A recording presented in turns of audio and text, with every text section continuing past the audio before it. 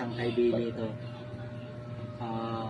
Ngayon sa mga kagaya kong beginner, ang maibabahagi ko sa inyong tip ay tungkol sa plant propagation o pagpaparami ng iba't ibang klase ng halaman. Kagaya nito mga kasangkay, bayabas. Yung scientific name nito ay tinatawag na Psilogium guajava. Ito, para sa inyong kaalaman, ito minarkot ko na rin ito ng siguro may 1 taon na. Ngayon, may ibahagi ko lang sa inyo kung paano ang pagmamarkot dun sa mga kagaya ko lang na beginner. Ang pagpapaugat, depende yan sa laki ng sanga.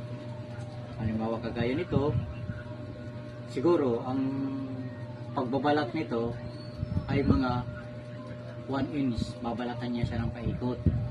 Sikapin nyo na matanggal yung tinatawag niya na xylem tsaka phloem para hindi siya maghilom.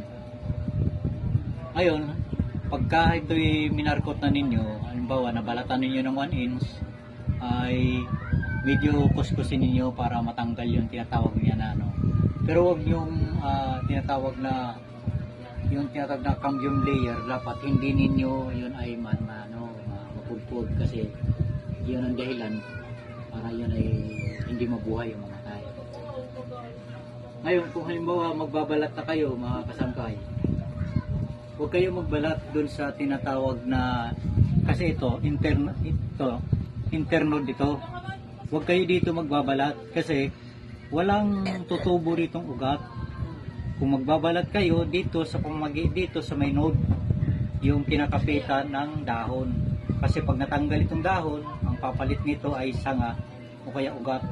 Kaya doon kayo magbabalat para sigurado magkaroon siya ng ugat. Kasi pag dito, hindi talaga yung magkakaroon ng ugat mga kasangkay. Kasi internode yun, istakan lang siya ng pagkain.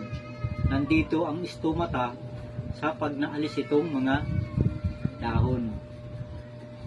Sana mga kasangkay may napansin kayo o may nalaman kayo sa paraan ng pagmamarkot.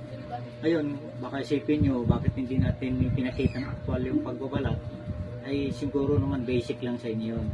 1 inch lang naman ay sapat na yun para ay mabalatan ninyo. Tapos babalutan ninyo, ang ipambabalot nyo wag lupa ang kasangkay kasi may bakterya yun, may posible rin na mamatay. Ang gamitin nyo kung wala kayong bunot o kaya mga balat din ng mga na pwede natin ipambalot. Tapos talian din magkabila, sikapin nyo na hindi yun pinapasok ng tubig kasi mabubulok. Yun lang mga kasangkay. Maraming salamat. Magandang hapon.